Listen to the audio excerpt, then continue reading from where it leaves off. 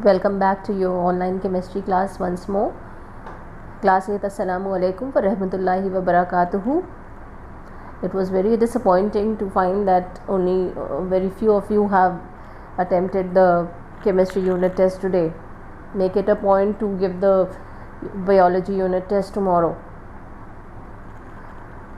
So I was doing atomic structure with you all, and I had proceeded with the Rutherford's experiment, which led to the discovery of nucleus, and also explained what was the Rutherford's model of an atom along with the drawbacks of Rutherford's model of the atom, which led to its failure.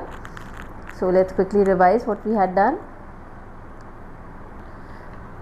So I had told you about the Rutherford's alpha scattering experiment before also, and that is what we had taken in that. That is, we had used alpha particles and bombarded a thin gold foil with the alpha particles in an evacuated chamber. What were alpha particles?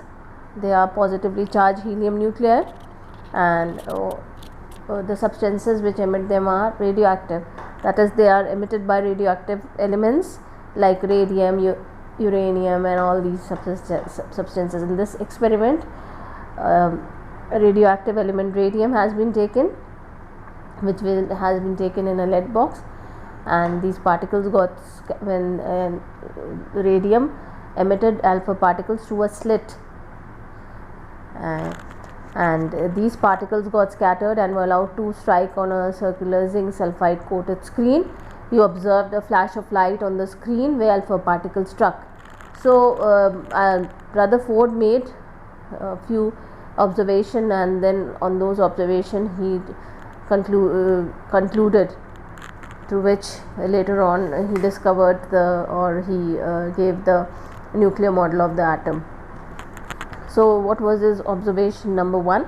That is, most of the alpha particles pass straight through the gold foil. You can see these straight lines, straight arrows, without any deflection from the original path. So this led to the conclusion that there is a lot of empty space in the atom. That is, most of these alpha particles have passed straight through that empty space. And observation number two, that is, a few alpha particles were deflected at small angles and a few at a large angle. You can see these angles, that is, not, instead of going straight, they have bended from their path and they have changed their path, some slightly and some have a large deflection. So on this observation concluded that there is a small positively charged object present at the center of the atom, and this particular part, that is positively charged object, does what? It repels the positively charged alpha particles and deflects them, that is, changes their path from the original path and they get deflected. So the small positively charged object present within the atom was called nucleus. So this is how the nucleus was discovered. And observation number three, that is, very few alpha particles completely rebound on hitting the gold foil. You can see out of these lot, only one has turned back or rebounded on hitting the gold foil. That is, coming back to the point from where it was being emitted. So this has proved, or on this basis is concluded, that the nucleus is very small in size, dense and hard, and it is located in the center, at the center of the atom. So what was the Rutherford's model of an atom based on the alpha particle scattering experiment? That is, what were the main characteristics? That an atom consists of a positively charged, dense and very small nucleus, and the nucleus is present at the center and contains all the protons, and the entire mass of an atom, almost the entire mass, is concentrated in the nucleus. The size of the nucleus is very small as compared to the size of the atom. The nucleus is surrounded by negatively charged electrons, and the electrons revolve around the nucleus at a very high speed in circular paths, which are called as orbits. An atom is electrically neutral because the number of protons present in an atom always equals to the number of protons. And the last characteristic, that is, there is a lot of empty space in the atom. So these were the main characteristic of the Rutherford's model of an atom. And what were the drawbacks? So the stability of atom could not be explained by Rutherford. And what was it? Basically, according to him, the electrons revolve around the nucleus, right? You can see this revolving around the nucleus. But the theory of Maxwell states what? That when a charged particle revolves around an oppositely charged body, for example, the charged particle over here, electrons are negatively charged while the nucleus is positively charged, then what will happen? That is, both are opposite to each other. So the charged particle which is revolving, it tends to lose energy. And when this theory was applied to the Rutherford's model, electrons while revolving around the nucleus will continuously lose energy because they are revolving around the nucleus which is positively charged. And with the decrease in the energy of electron, the speed will also decrease because the energy will keep on decreasing, and a time will come when the electrons will come closer to the nucleus and the electron will fall in the nucleus and the atom will collapse. So again in 1932, after the discovery of neutron, the fourth model of an atom was revised again. So let's discuss today about the discovery of neutron, its properties, and the modern model of an atom. So earlier it was assumed what? That only electrons and protons are present in an atom, and the whole mass, or almost all the mass of an atom is concentrated in the nucleus, and it is due to only protons, as the mass of electron is negligible. This we have discussed earlier.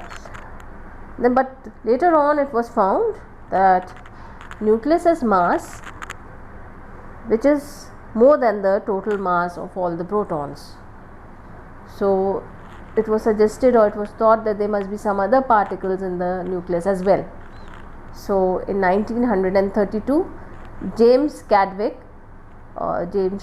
discovered the neutron,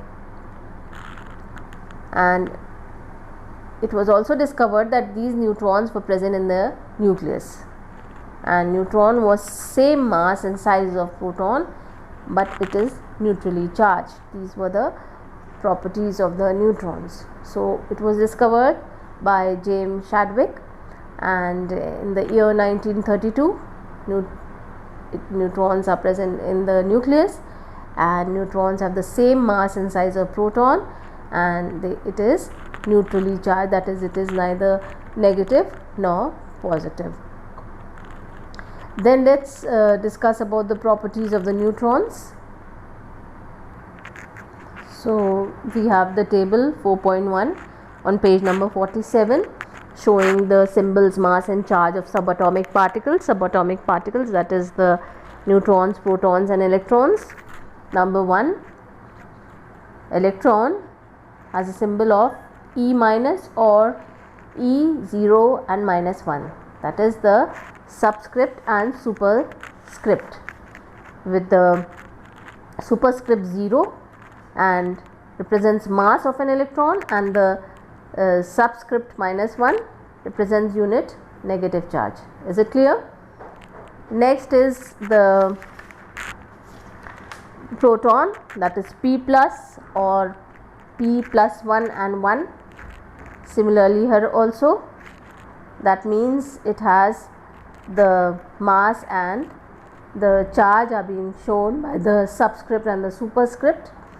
Then neutron, which is neutral, the subscript 0 shows it doesn't have any charge, and 1, that is the mass is same as that of a proton. Is that clear?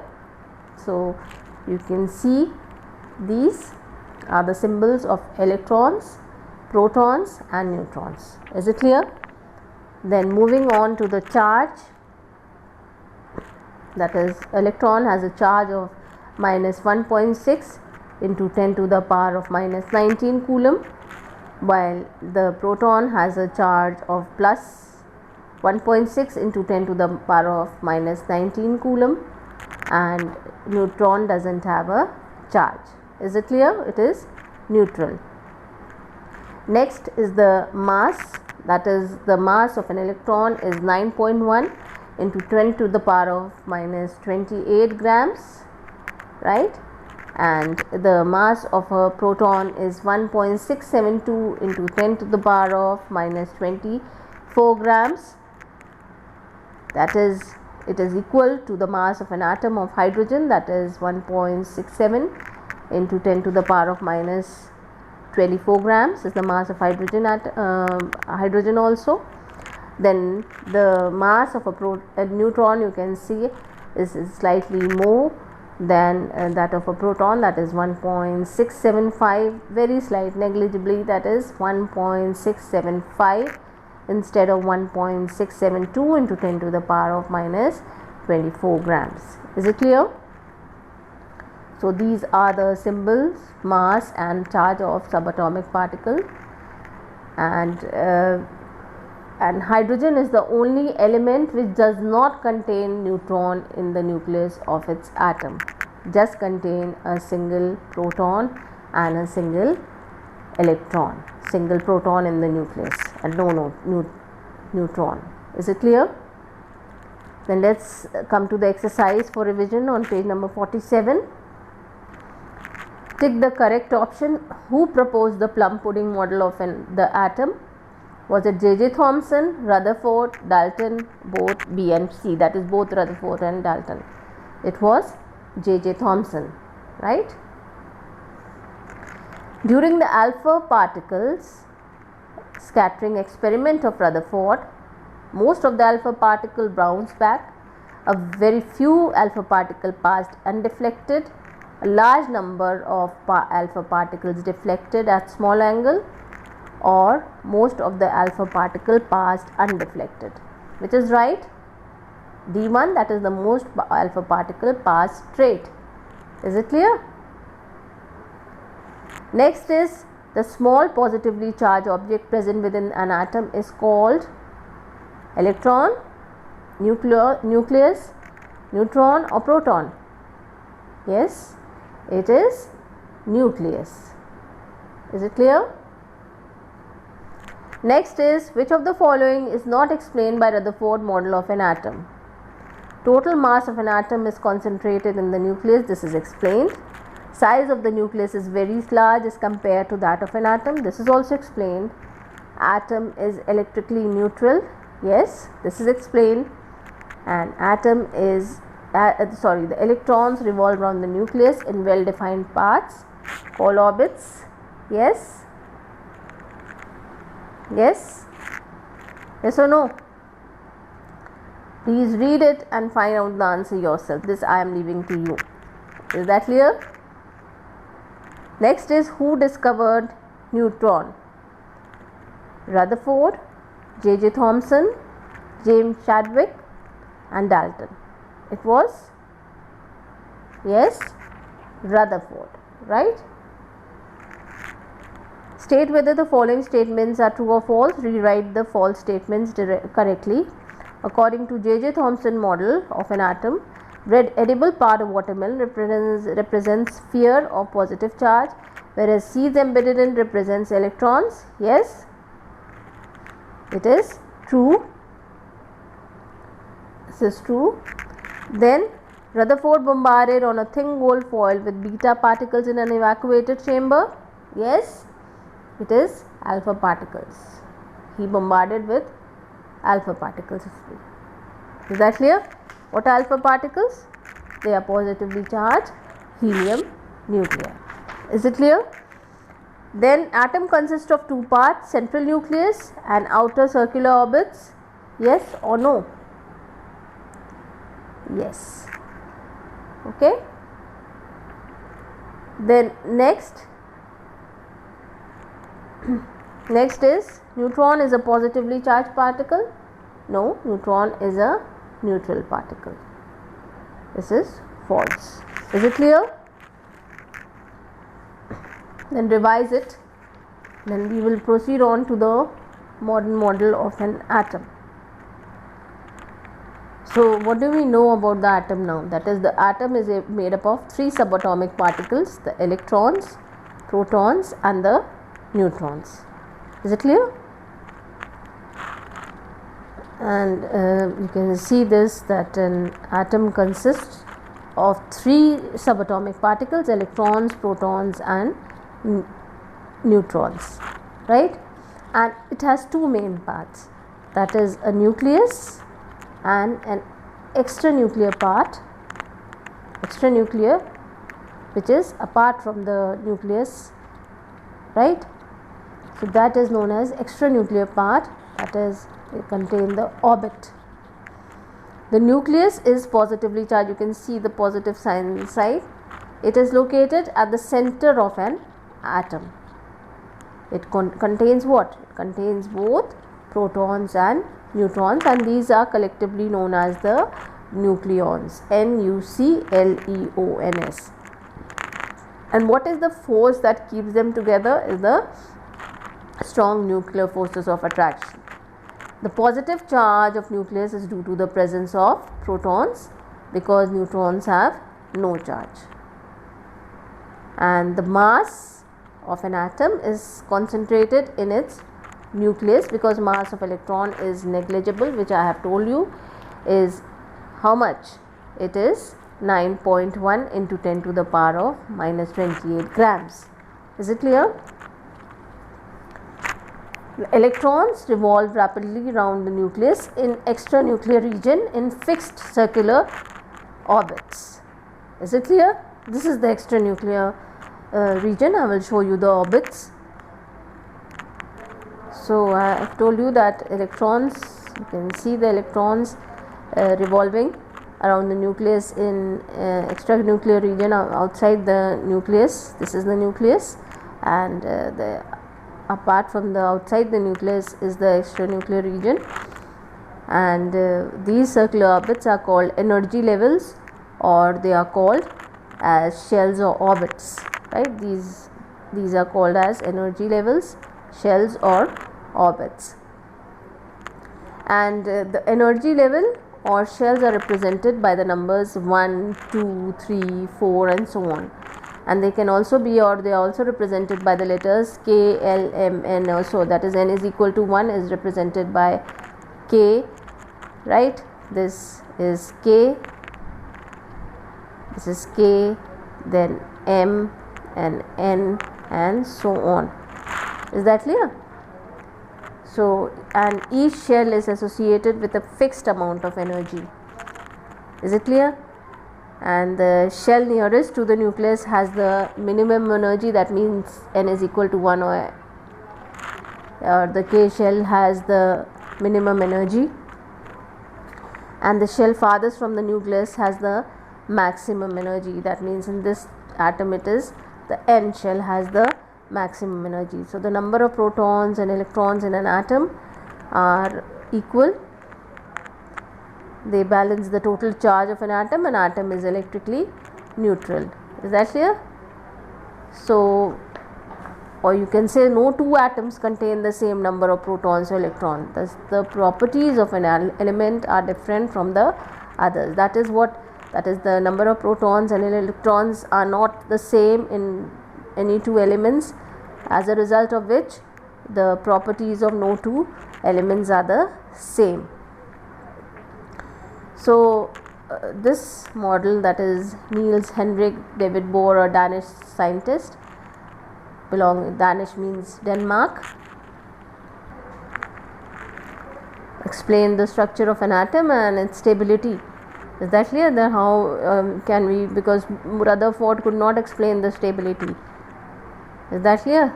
I had told you that it was the drawback of Rutherford, that is the electrons will come closer to the nucleus because they keep on revolving around the nucleus, and a time will come when the electrons will fall in the nucleus and the atom will collapse. So again, I told you, after the discovery of the neutrons, it was done by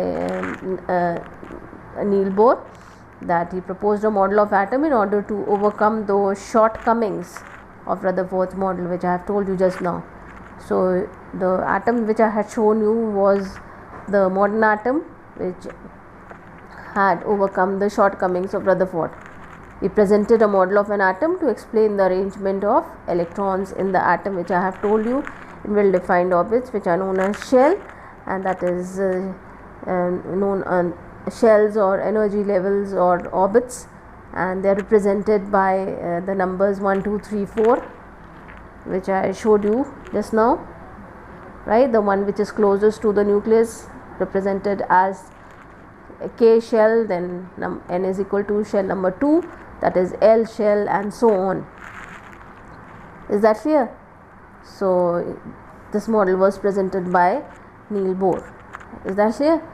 He also explained the atomic spectra and the chemical properties of matter as well, and he was awarded the Nobel Prize in 1922 for the